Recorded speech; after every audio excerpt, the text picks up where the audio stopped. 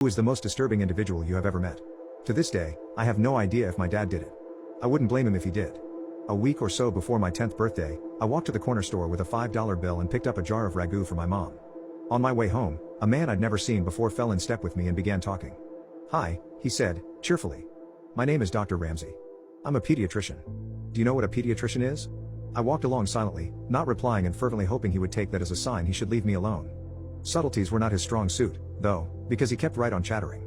"Are your parents looking for a pediatrician for you? Of course, you're almost a big girl now, you'll be needing another kind of doctor soon, won't you? That's okay though.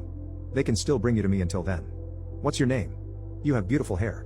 I was just on my way to get some suckers for the candy jar in my office. Do you like suckers?" Thankfully, we were nearing my house, so I ran forward, up the back steps and into through the kitchen door. I didn't know it then, but that was the beginning of a very long, very scary ordeal. It didn't take long after that for Dr. Ramsey to begin showing up. At first, it seemed benign enough, at least to a kid. He would drive by nearly every day, smiling and waving. I told my mom, who said maybe it was on his way home from work. But then, the phone calls began. My dad called me into the living room, and sat me down. He asked about the day Dr. Ramsey followed me home, and if I talked to him. He said I wasn't in trouble, but that I needed to tell him the truth. I told him no, and he asked if I was sure. I told him no again, and he frowned, then asked, "Then how does he know your name?" I didn't know.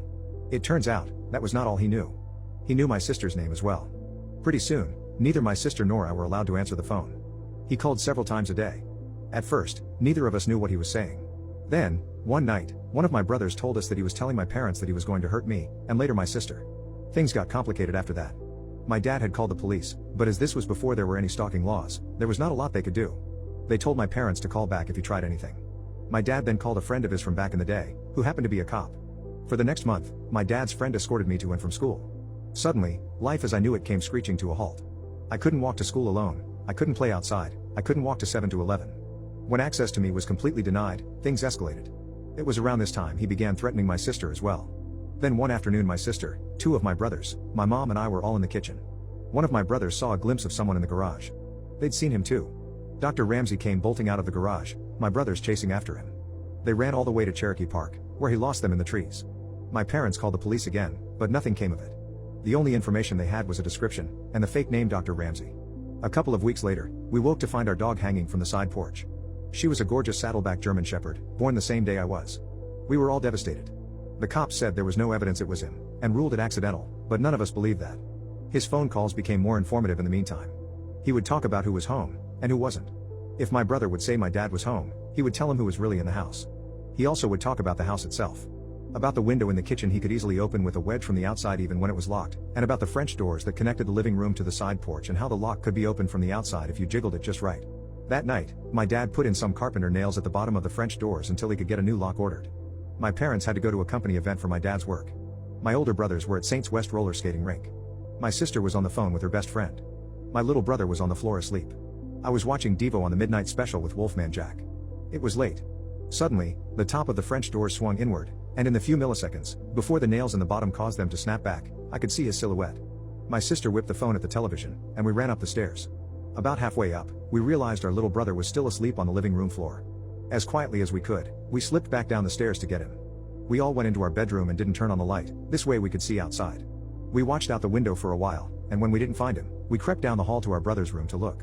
We looked down and could see someone standing at the back door. He knocked, loudly. "What do you want?" My sister asked out the window. He stepped back and said, "Is this the Mercy residence? I have a pizza for delivery. Can you come to the door?" She scoffed at him, declaring she was not stupid, she could see he didn't have a pizza, and she was calling the cops. He left. A short while later, my brothers returned home. We told them what happened and they walked around the yard, watching for him. They came back in, and things settled down. By now we'd pretty much given up calling the cops because it never helped, so we just went back in, each of us carrying a knife from the kitchen just in case. Eventually, one of my brothers went into the kitchen to get a bowl of cereal as a snack. You know that sensation you get when you can just feel someone watching you? Yeah, he had that in spades. He kept looking around the kitchen, through the doorway into the dining room, at the windows. He didn't see anything, but he could still feel eyes on him, so he went closer to the door to try to see better. The kitchen lights were reflecting on the windows of the door, so he still couldn't see. He stepped closer, then closer again, until he was right up to the door, then cupped his hands on either side of his head so he could see. There on the other side of the window pane was Dr. Ramsey, smiling back at him. He turned to yell for my older brothers, and when he looked back again, he was gone. They went out again to look for him, but didn't see him. The next night we were at the table playing Crazy Eights, and my brother was restless. My sister asked him what's wrong, and he said he always felt like any minute now Dr. Ramsey could show up. Almost immediately after he finished his sentence, we all heard boom boom boom on the window right behind him. In the chaos, the two eldest ran out, but he was already gone. A couple of weeks later, I was at school and we were outside on the playground during recess. I was swinging upside down when I saw that now familiar blue Ford Galaxy cruising by, moving slowly. There he was, smiling and waving. He called my name, and I ran to the teacher and told her. The school had been told all about him, and she took me inside right away and called my mom. That same day my mom had gotten a call from the school office asking her to verify that my dad was picking me up, as he'd called to say he was on his way. He wasn't. Not long after that, I woke up one night, thirsty. I went down to the kitchen for a drink and there, sitting alone in the dark, was my dad. On the table, he had his 9mm. He was tired of the police waiting until Dr. Ramsey tried something. He was tired of his children being terrorized. He was tired of being afraid every time he left for work that something would happen to us while he was gone. I sat with him for a time, watching, before he sent me back to bed. As suddenly as it began, it was over. He had vanished from our lives. The phone calls, the drive-by with the creepy waves, everything. For a long time, during and after the Dr. Ramsey days, I would have a recurring nightmare in which I would wake up to find him standing over me as I slept. It took a long time before I felt like a kid again.